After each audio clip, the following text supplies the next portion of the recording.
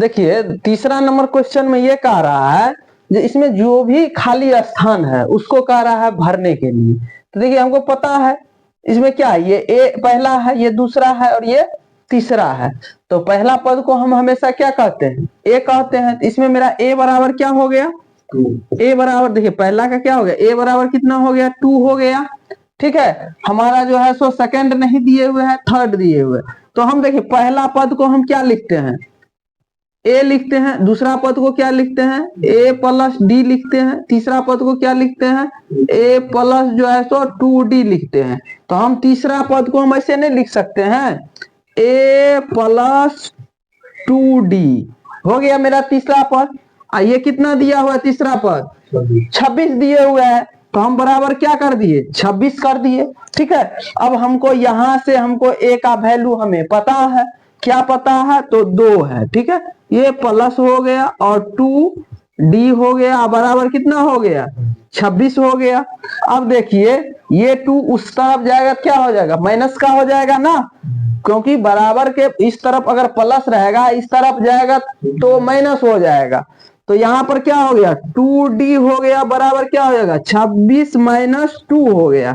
तो यहाँ से 2d बराबर मेरा क्या हो गया, 24 हो गया। ठीक है, यहाँ से कटेगा, ये 12 बार में कट जाएगा। तो d मेरा कितना आ गया, d बराबर कितना आ गया, 12 आ गया। ठीक है, तो हमको ये कौन सा दूसरा पद हमको निकालना है। तो दूसरा पद क्या होता है, a प्लस डी होता है। तो a प्लस डी होता है, a प्लस डी होता है मेरा दूसरा पद। तो a हमको पता है 2 है, क्या है, a 2 है और प्लस, और d जो है अभी हम निकाले हैं 12 है। ठीक है, इस दोनों को जब जोड़े ऐड किए तो कितना हो गया, 14 हो गया। तो यहाँ पर क्या भराएगा, 14 भराएगा। ठीक है, चलिए अब देखिए दूसरा क्वेश्चन में क्या किया, यहाँ तो हमको ए दिया हुआ है, लेकिन दूसरे क्वेश्चन में हमको ए नहीं दिए हुए हैं। तब हम क्या करेंगे, तो इसके लिए तो हमको देखिए इसमें कौन सा पद दिए हुए है, दूसरा दिए हुआ पद और चौथा पद हमको दिए हुए। तो पहला पद क्या होता है, ए होता है, दूसरा ए प्लस डी होता है, तीसरा ए प्लस 2d होता है, और चौथा क्या हो जाएगा, चौथा हो जाएगा ए प्लस 3d।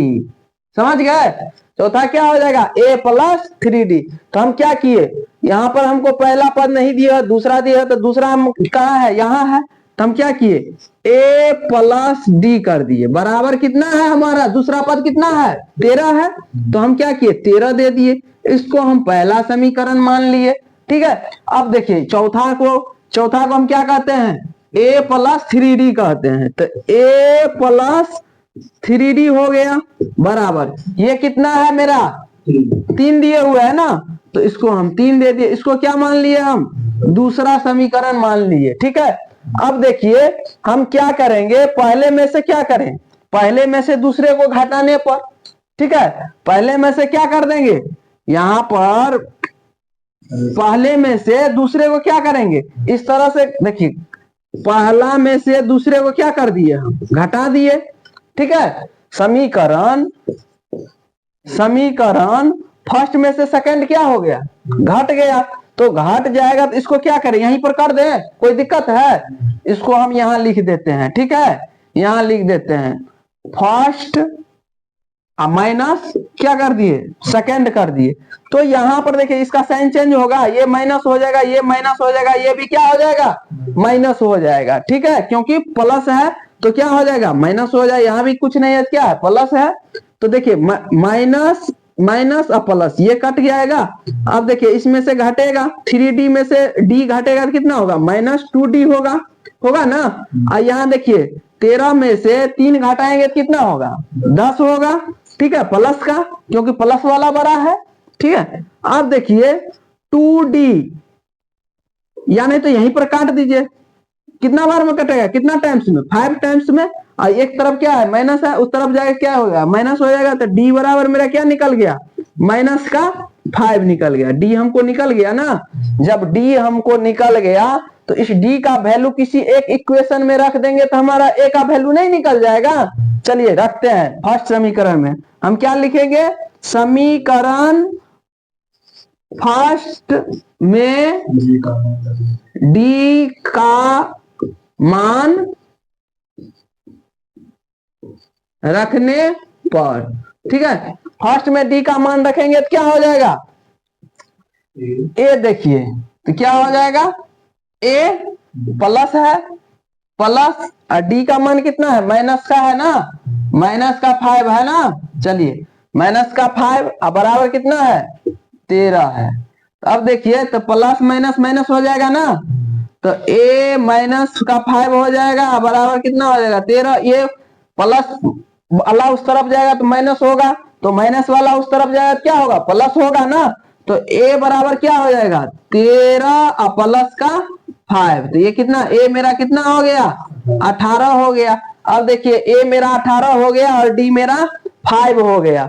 तो यहां से हमारा कौन सा है, पहला है, तो ए है, तो ए कितना है 18 है, क्या हो जाएगा हमारा यहाँ 18 हो जाएगा।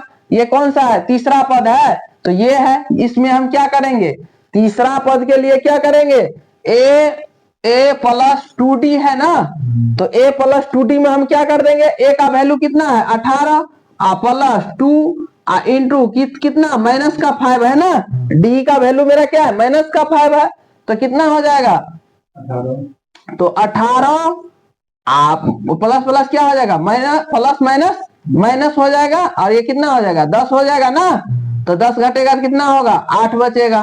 तो ये मेरा कितना आ गया, तीसरा पद कितना आ गया मेरा 8 आ गया। तो यहाँ पर क्या हो जाएगा 8 हो जाएगा, हो गया।